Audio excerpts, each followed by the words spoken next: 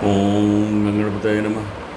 वक्रतुंड महाकाय सूर्यकोटि समप्रभ निर्विघ्नं कुरु मे देव सर्वकार्येषु सर्वदा। गुरुर्ब्रह्मा गुरुर्विष्णु गुरुदेव महेश्वरः गुरु साक्षात् परब्रह्म तस्मै श्री गुरुवे नमः। श्री शिव महापुराण विद्वेश्वर संहिता अथ पंचदशोध्याय देश काल पात्र और दान आदि का विचार। ऋषय ऊचु देशादीन क्रमशो ब्रूहि शूद्र सर्वार्थवित्तमं। समस्त पदार्थों के ज्ञाताओं में हे श्रेष्ठ हे सूत जी, अब आप क्रमशः देश काल आदि का वर्णन करें। श्रुतवाच शुद्धं गृहं समफलं देवयज्ञादि कर्मसु ततोदश गुणं गोष्ठं जलतीरं ततोदश गुणं पिल्व तुलसस्यस्थ मूलकम। सूजी बोले, हे महर्षियों, देवयज्ञ आदि कर्मों में अपना शुद्ध गृह समान फल देने वाला होता है, अर्थात अपने घर में किए हुए देवयज्ञ आदि शास्त्रोक्त कर्म फलों को सम मात्रा में देने वाले होते हैं। गौशाला का स्थान घर की अपेक्षा 10 गुना फल देता है। जलाशय का तट उससे भी 10 गुना महत्व रखता है, तथा जहाँ बेल तुलसी एवं पीपल वृक्ष का मूल निकट हो वह स्थान जलाशय से भी 10 गुना फल देने वाला होता है। ततो देवालयं विद्यातीर्थतीरं ततोदश गुणं नद्यास्तीर्थ नद्यास्ततोदश सप्तगंगा नदीतीर्थं तस्यादश गुणं भवेत्। गंगा गोदावरी चैव कावेरी ताम्रपर्णिका सिन्धुश्च सरयूरेवा सप्तगंगा प्रकीर्तिता सर्वास्मादधिकं गेयं यत्र वा रोचते मनः। कृते पूर्णफलं गेयं यज्ञगानादिकं तथा। त्रेतायुगे त्रिपादं च द्वापरं सदा स्मृतं कलयोपादं तु विज्ञेयं तत्पादोदनं तदोर्थके।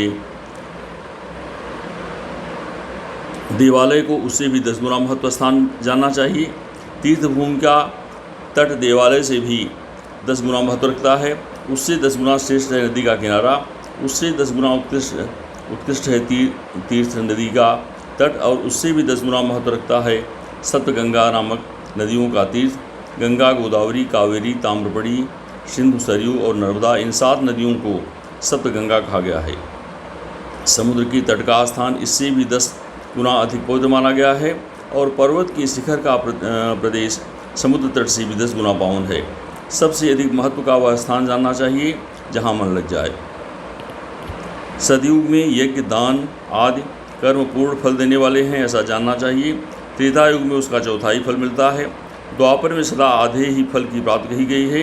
कलयुग में 1/4 ही फल की प्राप्ति समझनी चाहिए, और आधा कलयुग बीतने पर फल में से भी 1/4 कम हो जाता है। शुद्धात्मनः शुद्ध दिने पुण्यम संफलम विदुः तस्मात् 10 गुणं गेयं रविसंक्रमणे बुधा। विश्वे तद्दिश गुणमने तद्दिश समृद्धं तद्दिशो मृगसंक्रांतो तच्चंद्रग्रहणे दश ततस्य सूर्यग्रहणे पूर्णं कालोत्तमे विदुः। जगद स्वरूपस्य सूर्यस्य विषयोगाचरो गतम् अतस्विद्दिशन्नाथर्थं स्नानात् जपां सरेत् विस्तान्यत्य अर्थकाल कालद्वासम काल पुण्यदः स्मृतः।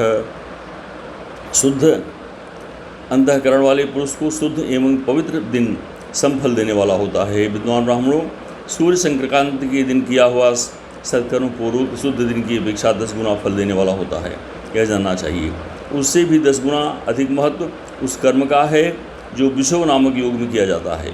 दक्षिणायन आरंभ होने के दिन अर्थात कर्क की संक्रांति में किए हुए पुण्य कर्म का महत्व विषु से भी 10 गुना अधिक माना गया है। उससे भी 10 गुना अधिक मकर संक्रांति में, और उससे भी 10 गुना अधिक चंद्रायण में किए हुए पुण्य का महत्व है। सूर्य ग्रहण का समय सबसे उत्तम है। उसमें किए गए पुण्य कर्म का फल चंद्र ग्रहण से भी अधिक और पूर्ण मात्रा में होता है। इस बात को विज्ञ पुरुष जानते हैं। जगत रूपी सूर्य का राहु रूपी विष से संयोग होता है, इसलिए सूर्य ग्रहण का समय रोग प्रदान करने वाला है। अतः इस विष की शांति के लिए उस समय स्नान दान और जप करना चाहिए। वह काल विश्व की शांति के लिए उपयोगी होने के कारण पुण्यप्रद माना गया है। जन्मरशेष वृत्तान्ते सूर्यरागोपम विदुः महतां संघकालस्य कोट्यर्कग्रहणं विदुः। जन्म नक्षत्र के दिन तथा व्रत की पूर्ति के दिन का समय सूर्यग्रहण के समान ही है समझा जाता है, परंतु महापुरुषों के संग का काल करोड़ों सूर्यग्रहण के समान पावन है, ऐसा ज्ञानी पुरुष जानते हैं। तपोनिष्ठा ज्ञाननिष्ठा योगिनो यत यस्तथा पूजया पात्रमेते ही पाप संक्षय कारणम। चतुर्विंशतिलक्षं वा गायत्र्या जप संयुतः ब्राह्मणस्तु भवेत् प्राप्तं संपूर्ण फलभोगदम्। पत्नात्रयात् इति पात्रं शास्त्रे प्रयुज्यते धातुश्च पातकात् पात्रविद्या विधीयते। तपोनिष्ठ योगी और ज्ञाननिष्ठ यति ये पूजा के पात्र हैं, क्योंकि ये पापों के नाश में कारण होते हैं। जिसने 24 लाख गायत्री का जप कर लिया हो वह ब्राह्मण भी पूजा का पात्र है। उसका पूजन संपूर्ण फलों और भोगों को देने में समर्थ है। जो पतन से त्राण करता अर्थात नरक में गिरने से बचाता है, उसके लिए पात्र शब्द का प्रयोग होता है। वह दाता की पाप से त्राण प्रदान करने के कारण पात्र कहलाता है। गायकम त्रायते पातात् गायत्री च्युतेजा यथार्थहीनं लोकेऽस्मिन् परस्यार्थ न वंशति। अर्थवान यो लोके परस्यार्थं प्रयच्छति स्वयं शुद्धो हि भूतात्मा नरान् संत्रातुमर्हति। गायत्री जब शुद्धो ही शुद्ध ब्राह्मण उच्यते तस्मात् दाने जपे होमे पूजायां सर्वकर्मणि दानं कर्तुं तथा दातुं पात्रत्व ब्राह्मण हृदि अन्यस्य शुद्धं पात्र नारी नर्मयात्मकम। गायत्री अपना गान करने वाले का अधोगत से त्राण करती है, इसलिए वह गायत्री कहलाती है। जैसे इस लोक में जो धनहीन हुए वह दूसरे को धन नहीं दे सकता, जो जहाँ धनवान है वहीं दूसरे को धन दे सकता है, उसी तरह जो शुद्ध और पवित्र आत्मा है वही दूसरे मनुष्य का त्राण या उद्धार कर सकता है। जो गायत्री जप करके शुद्ध हो गया है वही शुद्ध ब्राह्मण कहा जाता है। इसलिए दान जप होम पूजा इन सभी कर्मों के लिए वही शुद्ध पात्र है। ऐसा ब्राह्मण ही दान लेने तथा रक्षा करने की पात्रता रखता है। ब्राह्मणं श्रेष्ठम् आहूय यत्काले सुसमाहितं तदर्थ शब्दमर्थं वा सद्बोधकं विस्तृतम्। इच्छावतः प्रदानं च संपूर्णफलं विदुः यत्प्रश्नान्तरं तत्तं तदर्थ फलदं विदुः। यत्सेवकाय दत्तं सत्य स्यात् तत्पादफलं विदुः। जातिमात्रस्य विप्रस्य दीनवृत्ते द्विजरजसा। दत्तमर्थ हि भोगाय भूर्लोके 10 वर्षिकं वेदयुक्तस्य विप्रस्य स्वर्गे ही 10 वर्षिकाम। स्त्री हो या पुरुष जो भी भोगा हो वही अन्नदान का पात्र है। शेष ब्राह्मण को समय पर बुलाकर उसे धन अथवा उत्तम वाणी से संतुष्ट करना चाहिए, इससे अभिष्ट फल की प्राप्ति होती है। जिसको जिस वस्तु की इच्छा हो उसे वह वस्तु बिना मांगे ही दे दी जाए तो दाता को इस दान का पूरा फल मिलता है। ऐसे महर्षियों की मान्यता है, जो याचना करने के बाद दिया गया हो वह दान आधा ही फल देने वाला बताया गया है। अपने सेवक को दिया हुआ दान 1/4 फल देने वाला कहा गया है। हे विप्रों, जो जाति मात्र से ब्राह्मण है और दीनता पूर्व वृत्ति से जीवन बिताता है, उसे दिए हुए धन का दाता को इस भूतल पर 10 वर्षों तक भोग प्रदान करने वाला होता है। वही दान यदि वेदवेत्ता ब्राह्मण को दिया जाए तो वह स्वर्गलोक में देवताओं के 10 वर्षों तक दिव्य भोग देने वाला होता है। गायत्री जप युक्तस्य सत्ये ही 10 वर्षिकं विष्णुभक्तस्य विप्रस्य दत्तं वैकुण्ठदं विदुः। शिवभक्तस्य विप्रस्य दत्तं कैलासदं विदुः। तत्तल्लोकोपभोगार्थं सर्वेषां दानं विशते। गायत्री जापक ब्राह्मण को दान देने से सत्यलोक में 10 वर्षों तक पुण्य भोग प्राप्त होता है। विष्णु भक्त ब्राह्मण को दिया गया दान वैकुंठ की प्राप्त कराने वाला माना जाता है। शिव भक्त विप्र को दिया हुआ दान कैलाश की प्राप्त कराने वाला कहा गया है। इस प्रकार सबको इन लोक में भोग प्राप्त के लिए दान देना चाहिए। दशांगमन्नं विप्रस्य भानुवारे ददन्नरः परजन्मी चारोग्यं 10 वर्षं समुष्णुते। बहुमानं थांगहन्वमभ्यङ्कं राजसेवनं वासो गन्धादनशनं च घृता ऊर्षोरसं खड्संव्यजनं चैव ताम्बूलं दक्षिणोत्तरं नमश्चानुगमस्यैव शन्नदानं दशांगकम्। रविवार के दिन ब्राह्मण को दशांग अन्न देने वाला मनुष्य दूसरे जन्म में 10 वर्षों तक निरोग रहता है। बहुत सम्मानपूर्वक बुलाना, अभ्यंग, पाद सेवन, वस्त्र, गंध आदि से पूजा करके घी की मालपुई आदि सुंदर भोजन, छव रस व्यंजन, दक्षिणा सहित तांबूल, नमस्कार, जाते समय अनुगमन, ये अन्नदान के 10 अंग कहे गए हैं। दशांगमन्नं विप्रेभ्यो दशभ्यो वै तदन्नरः अर्घवारे तथा आरोग्यं शतवर्ष समुष्णते। सोमवारादिवारेषु तद्द्वारगुणं फलम् अन्नदानस्य विज्ञेयं भूर्लोके परजन्मनि। सप्तस्वपि च वारेषु दशभ्यस्य दशांगकम् अन्नं दत्त्वा शतं वर्षमारोग्यादिकम् उष्णते। एवं शतेभ्यः विप्रेभ्यो भानुवारे तदन्नरः सहस्रवर्षमारोग्यं सर्वलोके समश्नुते। सहस्रभ्यस्ता दत्त्वा ऋतुवर्ष समश्नुते। एवं सोमादिवारेषु विज्ञेयं ही विवसिता। 10 ब्राह्मणों को रविवार के दिन दशांग अन्न का दान करने वाला 100 वर्ष तक निरोग रहता है।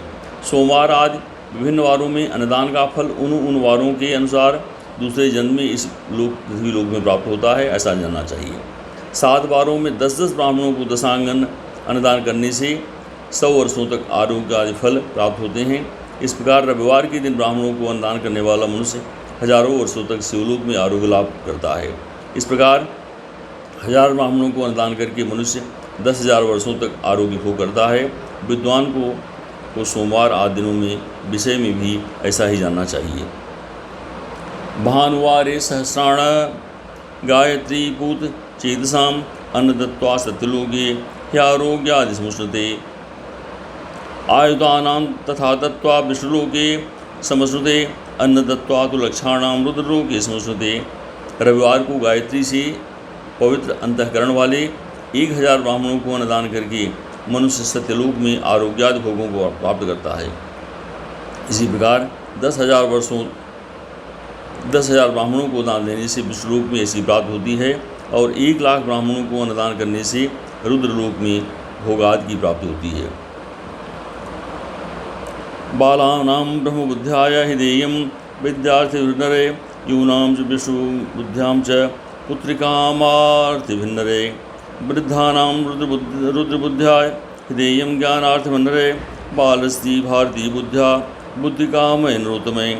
लक्ष्मी बुद्ध्या युवस्त्रीषु भोगकामय नरोत्तमे। वृद्धासु पार्वती बुद्ध्या देयमातीर्थविजने। विद्या की कामना वाले मनुष्य को ब्रह्मबुद्धि से बालकों को दशांग अन्न दान करना चाहिए। पुत्र की कामना वाले लोगों को विष्णु बुद्धि से युवकों को दान करना चाहिए और ज्ञान की इच्छा वाले को रुद्र बुद्धि से बुद्धिजनों को दान देना चाहिए। इसी प्रकार बुद्ध की कामना वाले श्रेष्ठ मनुष्यों को सरस्वती बुद्धि से बालिकाओं को दशांग अन्न का दान करना चाहिए। सुख भोग की कामना वाले श्रेष्ठ जनों को लक्ष्मी बुद्धि से युवतियों को दान देना चाहिए। आत्मज्ञान की इच्छा वाले लोगों को पार्वती बुद्धि से वृद्धा स्त्रियों को अन्नदान करना चाहिए। शैलवृत्त्योच वित्त्याच गुरुदक्षिणयार्जितं शुद्धद्रव्यमिति प्रहस्तु पूर्णफलदं विदुः। ब्राह्मण के लिए शिल तथा उच्च वृत्ति से लाया हुआ और गुरुदक्षिणा में प्राप्त हुआ अन्नधन शुद्ध द्रव्य कहलाता है। उसका दान दाता को पूर्ण फल देने वाला बताया गया है। शुक्ल प्रतिगृहादत्तं मध्यमं द्रव्यमुच्यते। कृषिवाणिज्य कोपित मध्यमं द्रव्यमुच्यते। शुक्ल प्रतिगृह दान में मिला हुआ द्रव्य मध्यम द्रव्य कहा जाता है। खेती व्यापार आदि से प्राप्त धन अधम द्रव्य कहा जाता है। क्षत्रियाणां विषां चैव सौरवाणिज्यकार्जितम् उत्तमं द्रव्यमित्याहुः शूद्राणां भूतकार्जितम्।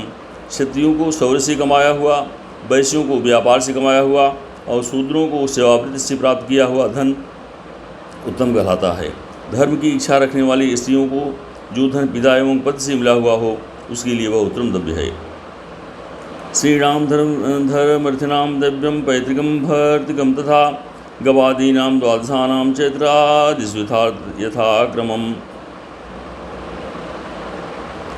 शंभो वा पुण्यकाले दद्यादृष्टि समुद्धये गोभीतिल हिरण्याज वाशोधान्य गुणानि च। गौ आदि 12 वस्तुओं को चैत्र आदि 12 महीनों में क्रमशः दान करना चाहिए अथवा किसी पुण्यकाल में एकत्रित करके अपना अभिष्ट प्राप्त के लिए दान करना चाहिए। गौ, भूमि, तिल, सुवर्ण, घी, वस्त्र, धान्य, गुड़, चांदी, नमक, कोहड़ा और कन्या, ये ही 12 वस्तुएं हैं।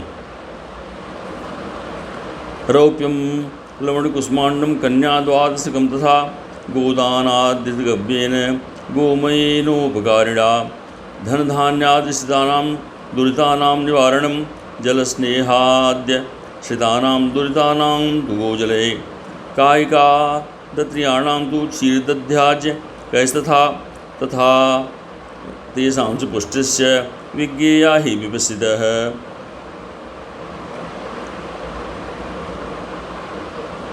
गोदान में दी हुई गाय के उपकारी गोबर से धन धान्यादि ठोस पदार्थ के आश्रम से टिकी पापों का नाश होता है।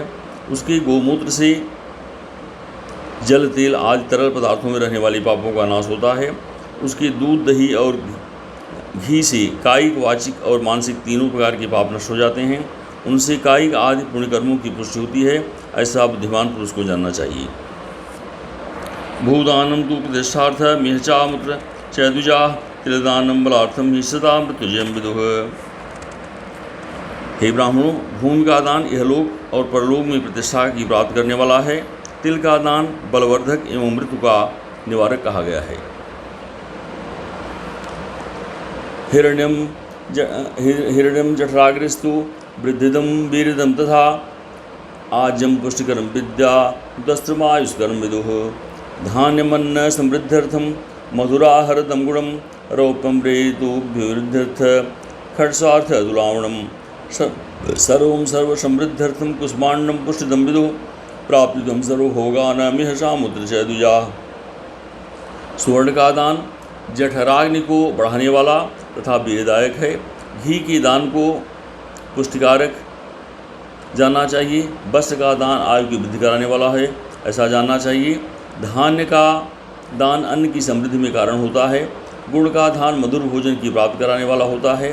चांदी के दान से वीर की वृद्धि होती है। लवण का दान खडरस भोजन की प्राप्ति कराता है। सब प्रकार का दान संपूर्ण समृद्धि की सिद्धि के लिए होता है। विज्ञ पुरुष कुष्मांड के दान को पुष्टिदायक मानते हैं। कन्या का दान आजीवन भोग देने वाला कहा गया है। हे ब्राह्मणों, वह लोक और परलोक में भी संपूर्ण भोगों की प्राप्ति कराने वाला है। यावज्जीवन मुक्तम ही कन्यादानम दुभोगदम पनसाम्र कपित्थानां वृक्षाणां फलमेव च कदल्या दौषधीनां च फलं गुल्मोद्भवं तथा माषादीनां च मुद्गानां फलं शाकादिकं तथा मारीचि सरसपाद्यानां शाकोपकरणं तथा यदितोत्फलं सिद्धं तद्देयं ही विवसिता। कटहल, आम, कैथ आदि वृक्षों के फल, केला आदि औषधि के फल तथा फल लता एवं गुल्मों से उत्पन्न हुए हों मुष्ट आवरणयुक्त फल जैसे नारियल, बादाम आदि, उड़द, मूंग आदि दालें, साग, मिर्च, सरसों आदि तेल मसाले और ऋतुओं में तैयार होने वाले फल समय समय पर बुद्धिमान व्यक्ति द्वारा दान किए जाने चाहिए। श्रोत्रादिन्द्रिय तृप्तिस्सी सदा देया विपस्सिता शब्दादिभोगार्थम दिगादीनं चतुष्टिता। वेदशास्त्रं समादाय बुद्ध्या गुरुमाख्य स्वयं कर्मणा फलमिस्तस्ति बुद्धिरस्त्युच्यते। बंधुराज भयाद्बुद्धि श्रद्धा च कनीयसी सर्वभावे दरिद्रस्तु वाचा वा कर्मणा यजेत। विद्वान पुरुष को चाहिए कि जिन वस्तुओं से श्रवण आदि इंद्रियों की तृप्ति होती है उनका सदा दान करें। श्रोत्र आदि 10 इंद्रियों के जो शब्द आदि 10 विषय हैं उनका दान किया जाए तो वे भोगों की प्राप्ति कराते हैं तथा दिशा आदि इंद्रिय देवताओं को संतुष्ट करते हैं। वेद और शास्त्र को गुरुमुख से ग्रहण करके गुरु के उपदेश से तथा स्वयं ही बोध प्राप्त करने के पश्चात जो बुद्धि का वह निश्चय होता है कि कर्मों का फल अवश्य मिलता है, इसी को उच्चकोट की आस्तिकता कहते हैं। भाई, बंधु अथवा राजा के भय से जो आस्तिकता, बुद्धि या श्रद्धा होती है वह कनिष्ठ श्रेणी की आस्तिकता है। वाचिकम यजन विद्या मंत्रस्तोत्र जपादिकं तीर्थयात्रा व्रताद्यम ही कायिकं यजनं विदुः येन केनापि उपायेन हाल्पं वा यादि बहु देवतार्पण बुद्ध्या च कृतं भोगाय कल्पते। जो सर्वथा दरिद्र है, जिसके पास सभी वस्तुओं का अभाव है, वह वाणी अथवा कर्म द्वारा यजन करे। मंत्र स्तोत्र और जप आदि को वाणी द्वारा किया गया यजन समझना चाहिए तथा तीर्थयात्रा और व्रत आदि को विद्वान पुरुष शारीरिक यजन मानते हैं। जिस किसी भी उपाय से थोड़ा हो या बहुत देवतार्पण बुद्धि से जो कुछ किया भी गया अथवा किया जाए वह दान या सत्कर्म भोगों को प्राप्त कराने में समर्थ होता है। तपस्या च दानं च कर्तव्यमुखयं सदा प्रतिश्रयं प्रदातव्यं स्ववर्णगुणशोभितं देवानां तृप्त्यर्थे सर्वभोगप्रदं बुधे इहामुत्रोत्तमं जन्मं सदा भोगं लभेत बुधः ईश्वरापर्णबुद्ध्या ही कृत्वा मोक्षफलं लभेत। यह एवं तपस्या और दान ये दो कर्म मनुष्य को सदा करने चाहिए तथा ऐसे गृह का दान करना चाहिए जो अपने वर्ण और गुण से शोभित हो। बुद्धिमान पुरुष देवताओं की तृप्ति के लिए जो कुछ देते हैं वह अतिशय मात्रा में और सब प्रकार के भोग प्रदान करने वाला होता है। उस दान से विद्वान पुरुष इहलोक और परलोक में उत्पन्न जन्म और सदा सुलभ होने वाले भोग को पाता है। ईश्वरार्पण बुद्धि से यज्ञ दान आदि कर्म करके मनुष्य मोक्ष फल का भागी होता है। यह इमं पठते ध्यायं यह शृणोति सदा नरः तस्य व धर्मबुद्धिश्च ज्ञान सिद्धि प्रजायते। जो मनुष्य इस अध्याय का सदा पाठ अथवा श्रवण करता है उसे धार्मिक बुद्धि प्राप्त होती है तथा उसमें ज्ञान का उदय होता है। इति श्री शिव महापुराणे प्रथमायां विद्येश्वर संहितायां देश काल पात्र दिवर्णनम नाम पंचदशोऽध्याय। इस प्रकार श्री शिव महापुराण के अंतर्गत प्रथम विद्येश्वर संहिता में देश काल पात्र आदि का वर्णन नामक 15वां अध्याय संपूर्ण हुआ। चंद्रशेखर चंद्रशेखर चंद्रशेखर पाहि माम चंद्रशेखर चंद्रशेखर चंद्रशेखर रक्ष माम। इस अध्याय के वाचन में हुई त्रुटियों को क्षमा करें। हर हर महादेव।